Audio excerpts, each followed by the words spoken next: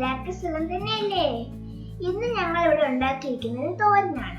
അത് എങ്ങനെയുണ്ടെന്ന് നോക്കിയാലോ? ഇന്ന് നമുക്ക് പീച്ചിങ്ങ കൊണ്ട് ഒരു തോരൻ വെക്കാം. ഈ പീച്ചിങ്ങ എന്ന് പറയുന്ന വെജിറ്റബിൾ നമ്മുടെ ശരീരത്തിന് ഒത്തിരി ഗുണങ്ങൾ നൽകുന്ന ഒരു വെജിറ്റബിൾ ആണ്. അതുപോലെ ഇതിനകത്ത് ലോ കലോറിയും ഹൈ ഫൈബർ കണ്ടന്റും അടങ്ങിയിട്ടുണ്ട്. അപ്പോൾ നമുക്കിത് എങ്ങനെയാണ് ഉണ്ടാക്കുന്നതെന്ന് നോക്കാം. അതിന് വേണ്ടിയിട്ട് ഞാനിവിടെ 3 പീച്ചിങ്ങ എടുത്തിട്ടുണ്ട്. പിന്നീട് അതിൻ്റെ പുറത്തുള്ള മുള്ളു പോലെയുള്ള ഭാഗം നമുക്ക് ഇതേപോലെ പീൽ ചെയ്ത് കളയാം. ആ ഗ്രീൻ ഭാഗം നമ്മൾ ഒത്തിരി പീൽ ചെയ്ത് കളയരുത്.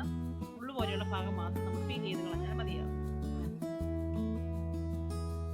അപ്പോൾ എല്ലാ പീച്ചിങ്ങയും നമുക്ക് ഇതേപോലെ പീൽ ചെയ്ത് വെക്കാം. അപ്പോൾ നമ്മുടെ പീച്ചിങ്ങ എല്ലാം പീൽ ചെയ്തതിന് ശേഷം നമ്മൾ നല്ലതുപോലെ അത് വാഷ് ചെയ്യുക. പിന്നീട് നമുക്കത് തോരന് അരിയുന്നത് പോലെ ചെറിയ പീസസായിട്ട് നമുക്ക് കട്ട് ചെയ്ത് വെക്കാം. ഇത് അരിയുന്ന സമയത്ത് ഇതിനകത്തുള്ള പുരു വളരെ കട്ടിയുള്ളതാണെങ്കിൽ നിങ്ങൾക്കത് റിമൂവ് ചെയ്ത് കളയാവുന്നതാണ്. പക്ഷെ കട്ടി കുറവാണെങ്കിൽ അത് കുഴപ്പമില്ല, നമുക്ക് ഇതേപോലെ ചെറിയ പീസസായിട്ട് നമുക്ക് അരിയാവുന്നതേ. അപ്പോൾ പീച്ചിങ്ങയെല്ലാം ചെറിയ പീസസായിട്ട് ഇവിടെ അരിഞ്ഞു വെച്ചിട്ടുണ്ട്.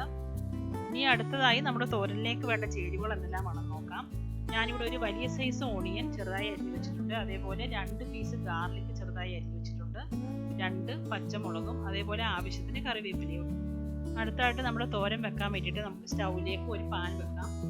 പാൻ നല്ലതുപോലെ ചൂടായതിനു ശേഷം അതിലേക്ക് 3 ടേബിൾ സ്പൂൺ കോക്കനട്ട് ഓയിൽ ഒഴിച്ചു കൊടുക്കാം.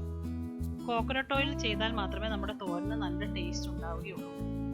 കോക്കനട്ട് ഓയിൽ നല്ലതുപോലെ ചൂടായതിനു ശേഷം നമുക്കിതിലേക്ക് 1/2 ടേബിൾ സ്പൂൺ കടുക് നമുക്ക് ആഡ് ചെയ്ത് കൊടുക്കാം.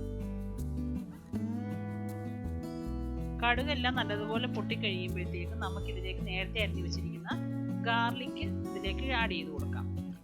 ഗാർലിക് ഇട്ട് ഒന്ന് ചെറുതായിട്ടൊന്ന് മിക്സ് ചെയ്തതിന് ശേഷം നമുക്കിതിലേക്ക് നേരത്തെ അരിഞ്ഞു വെച്ചിരിക്കുന്ന ഓണിയൻ പീസസ് കൂടെ ആഡ് ചെയ്ത് കൊടുക്കാം.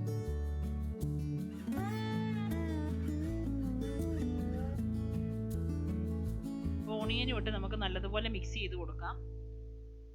പിന്നീട് ഇതിലേക്ക് നമ്മൾ എടുത്തു വെച്ചിരിക്കുന്ന പച്ചമുളകും അതേപോലെ കുറച്ച് കറിവേപ്പിലയും കൂടെ നമുക്ക് ഇതിലേക്ക് ആഡ് ചെയ്ത് കൊടുക്കാം.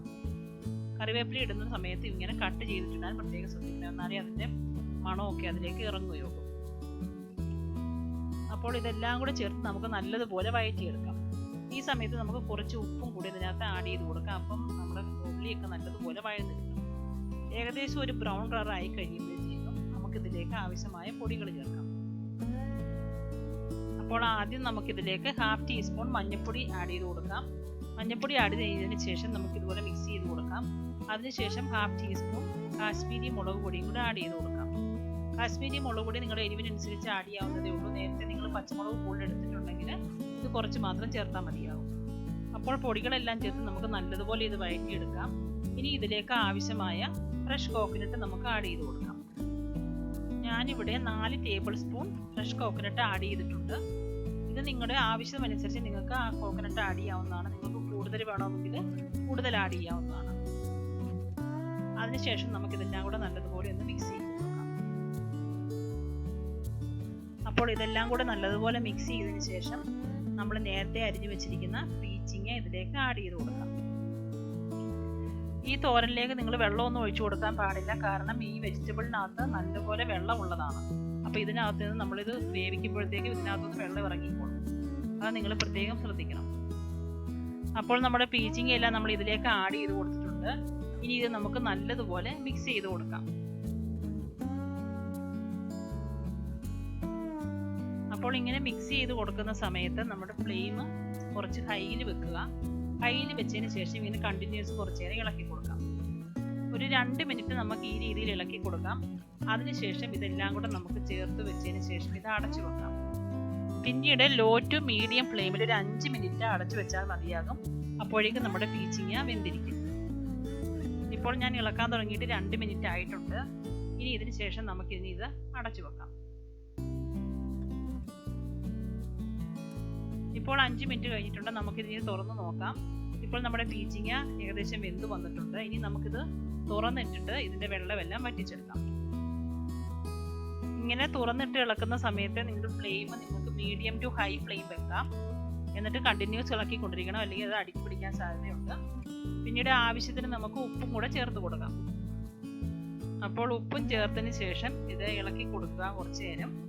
ഇപ്പോൾ നമ്മുടെ പീച്ചിങ്ങ തോരൻ ഏകദേശം റെഡിയായി വന്നിട്ടുണ്ട്. കളറൊക്കെ ചേഞ്ച് ആയിട്ടുണ്ട്. ഇപ്പോൾ നമ്മുടെ തോരനിലെ വെള്ളമൊക്കെ നല്ലതുപോലെ വറ്റിയിട്ടുണ്ട്. ഇപ്പോൾ ഇത് റെഡി ആയിട്ടുണ്ട്. ഇനി നമുക്ക് സ്റ്റൗ ഓഫ് ചെയ്യാവുന്നതാണ്.